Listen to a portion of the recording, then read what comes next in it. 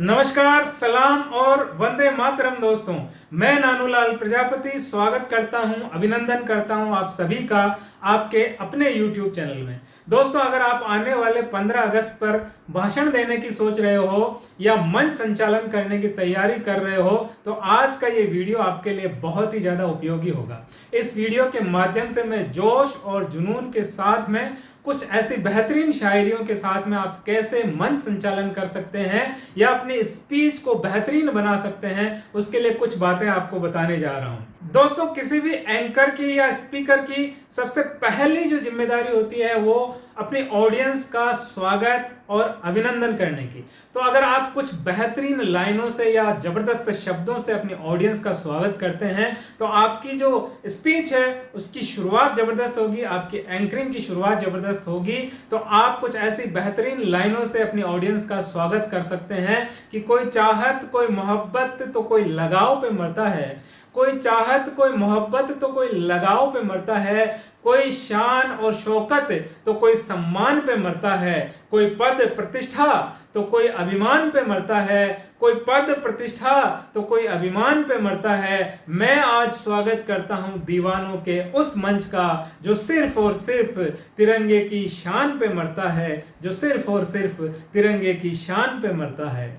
अपने ऑडियंस के जोश और जुनून को बनाए रखते हुए आप शुरुआत में इस तरह से कह सकते हैं दोस्तों कि 15 अगस्त सिर्फ एक तारीख नहीं है, ये एक एहसास है, एक कहानी है आज़ादी की, संघर्ष की और बलिदान की। 15 अगस्त वो दिन है जब तिरंगा सिर्फ झंडा नहीं बनता है बल्कि हमारी आत्मा की उड़ान बन जाता है।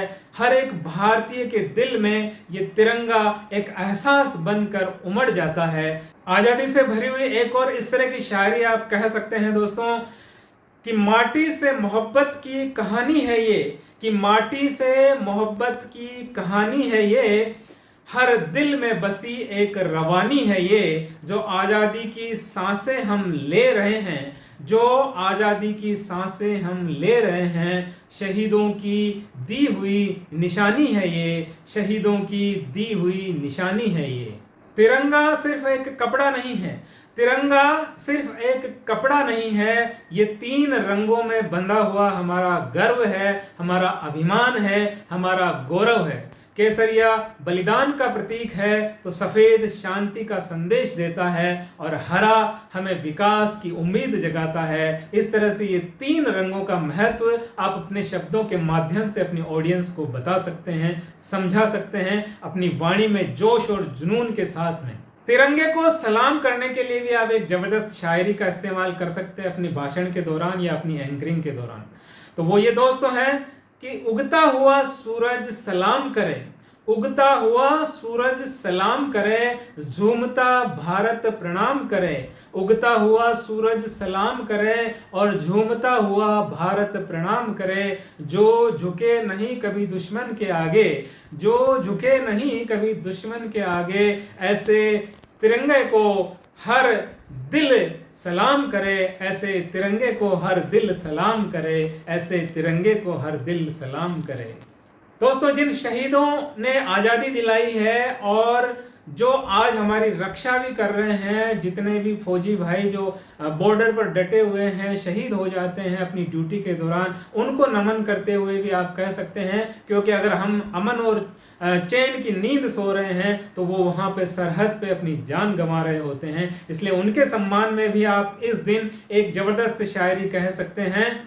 वो सरहद पर खड़े सिपाही, वो सरहद पर खड़े सिपाही, सर्दी गर्मी और बरसात से नहीं घबराए थे, वो सरहद पर खड़े सिपाही सर्दी गर्मी और बरसात से नहीं घबराए थे, उनके बच्चे भी खेलते हैं तिरंगे से, उनके बच्चे भी खेलते हैं तिरंगे से, क्योंकि उनके पिता तिरंगे में ही लिपट कर आए थे, क्योंकि उनके पिता तिरंगे में ही लिपट कर आए थे।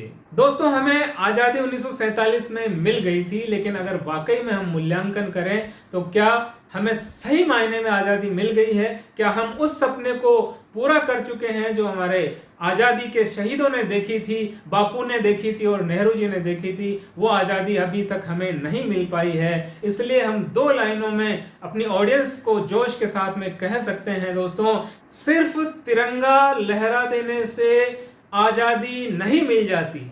सिर्फ तिरंगा लहरा देने से आज़ादी नहीं मिल जाती और सिर्फ तिरंगा लहरा देने से देशभक्ति भी नहीं आती।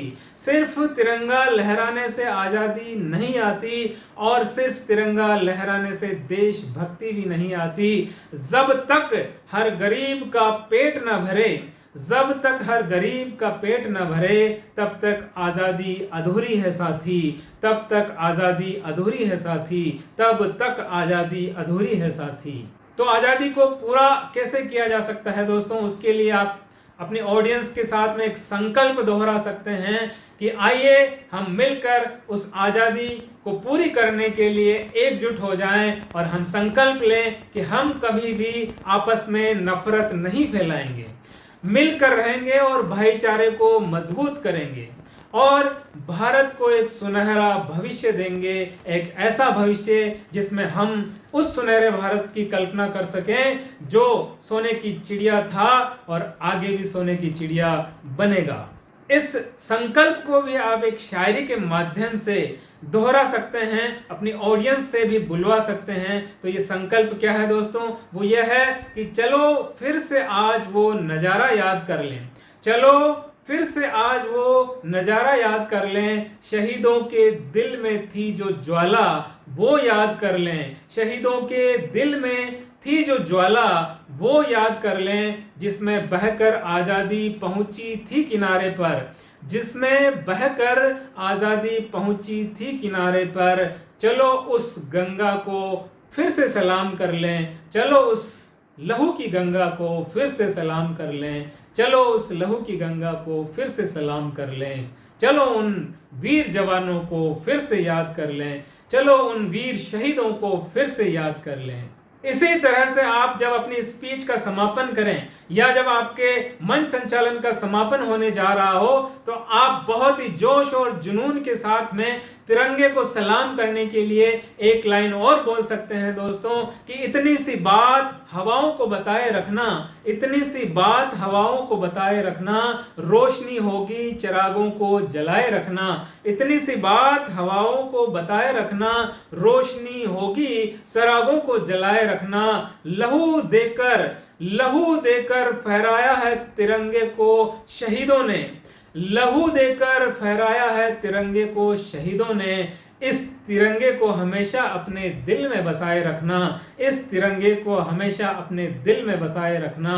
जय हिंद, जय भारत, वंदे मातरम। दोस्तों, अगर आपको ये वीडियो अच्छा लगा तो इसको लाइक जरूर करें, शेयर करें और चैनल को अभी तक सब्सक्राइब नहीं किया है तो सब्सक्राइब जरूर कर दें। और इसी तरह के जोश और जुनून से भरे हुए और भी वीडियो इस चैनल में हैं। मंच संचालन और स्पीच को सुधारने के लिए अगर आपको कोई वीडियो देखना है तो इस चैनल में जरूर जाकर देखें। बहुत सारे ऐसे वीडियो हैं जिनसे आपको मदद जरूर मिलेगी। एक बार फिर से धन्यवाद। जय हिंद, जय भारत और वंदे मातरम।